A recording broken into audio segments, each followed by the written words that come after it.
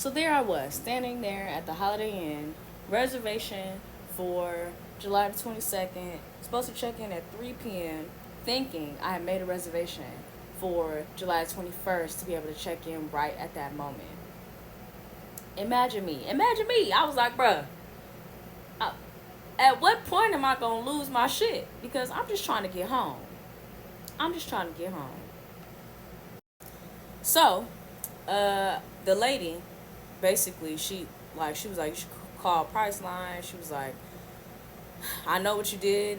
And I try to tell my daughters to stay off of those Priceline, those third party websites or whatever, whatever. I guess because I had to contact them to request them to cancel it.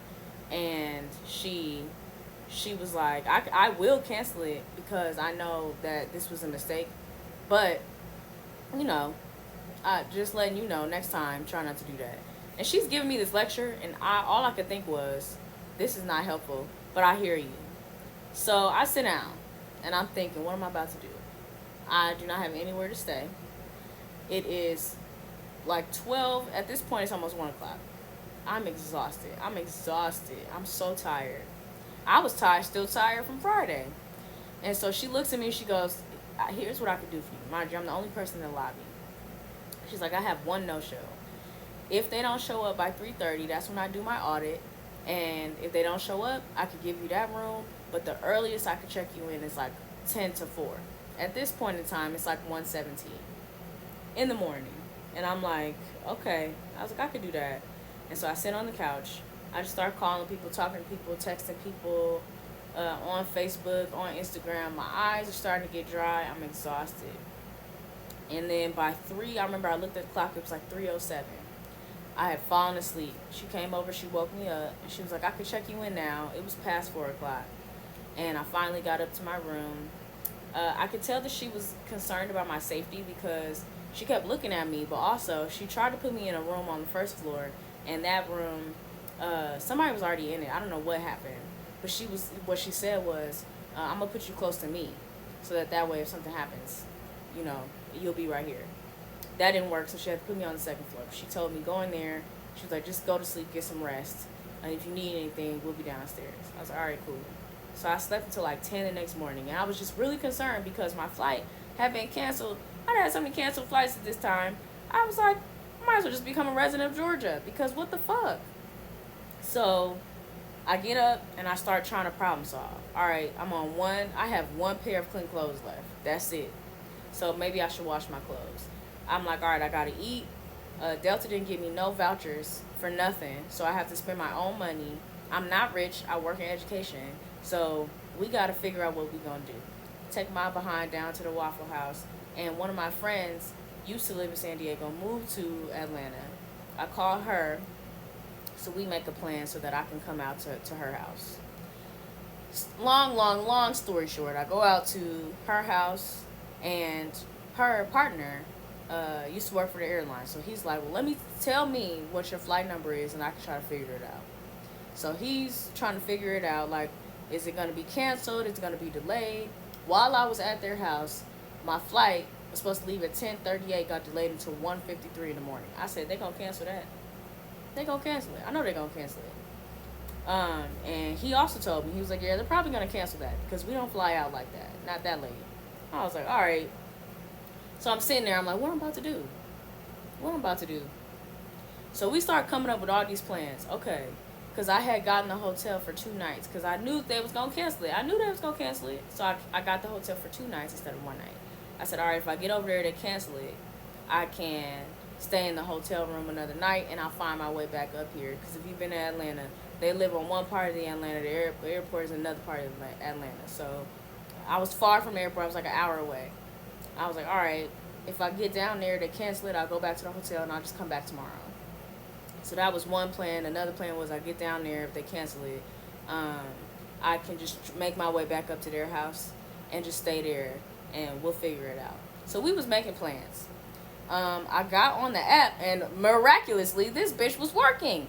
So I see 2 flights, one that was leaving at 8 and one that was leaving at 9. I said, let me click the one at 9. That'll give us enough time for me to leave right now, get down there, get through security. I have pre-check and clear, so it wasn't going to take me that long. And then go to the gate and just watch it. So I say, okay, I'm gonna just click the one at 9. We'll need to leave right now, and then you drop me off, and I'll figure it out from there. So I go, we get there, get to the airport. I go through security. I go to the gate, and I'm standing there. And then it was some people there, but it was like, oh, this could be a toss up. There's the gate agent, so that was a good look. And then I go to the bathroom. I change into some clothes that'll be warmer for the flight, and I come back out, and there's a crew. And I was starting to get excited, like, oh, I might get out of Atlanta tonight. This is crazy. So I see the crew. I'm looking around, like, okay, I don't see no captain, but let's wait it out.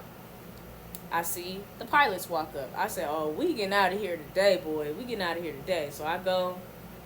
I don't know what happened to my mask. I lost it. So I go buy a mask and some water, get myself set up for this flight. And next thing you know, the man gets on the intercom and he starts talking about, all right, this is how we're going to board, blah, blah, blah, blah. He's giving his little speech. So I'm like, oh, we for real about to leave. We for real about to leave. So I was able to board that flight, get home back to San Diego at 10 o'clock at night. So I got home earlier than what I was supposed to on my flight from 10, but I did get home late a whole day. Just to recount the entire story, I missed one day of work. I missed one day of the family reunion. I actually did buy a flight, so I had to get reimbursed for that. They did give me my refund back. I had to pay for a hotel stay. I had to feed myself extra than what I had already planned, because if you've ever been to a family reunion before, you know that you pay for stuff ahead of time. So I had to end up feeding myself more than what I had planned. So things I had to do. I had to get my money back from Delta. I had to get reimbursed. So I submitted my information to get reimbursed for my flight that not my flight, my hotel that I paid for, the food I had to buy on Sunday. What else? Some other things too. I still need to reach out to my insurance policies, because I had a couple of policies. I had one on this flight on Delta, and then I had another one for the flight I had on Friday. So I need to submit claims for that. We are out here. And I will say this whole experience, I am a traveler. I've been to 26 different countries. I'll be going to a new one later this year. So I'm used to things going wrong. But in times like that, where it's just, you just become tired. Like, things that people don't account for when you're going through these types of things, it's like your energy levels. And being able to push through situations like that. Also, being able to be resilient through situations like how that lady was yelling at those gate agents. And then her husband came up and was getting ready to hit that man. It's stuff like that just be blowing my mind. Like, y'all really out here, y'all are outside acting a fool. Y'all are outside acting crazy. Y'all gotta have some more patience. If I had been stranded twice in Atlanta and I didn't lose my shit, you need to just calm down. So anyway, that is the story of how I got stranded in Atlanta twice this weekend. From what I understand, they said they was gonna get their stuff together by yesterday. So I'm hoping that now flights are together. Y'all can let me know if I'm tripping. But yeah, that was an experience I don't want to relive again. I was like, let me get this on my little page so that if someone else asks me for the story, I can just send them the link, like, here. Because this was crazy. I did get home. Now I'm back in the swing of things, and I'm ready to get back into the week.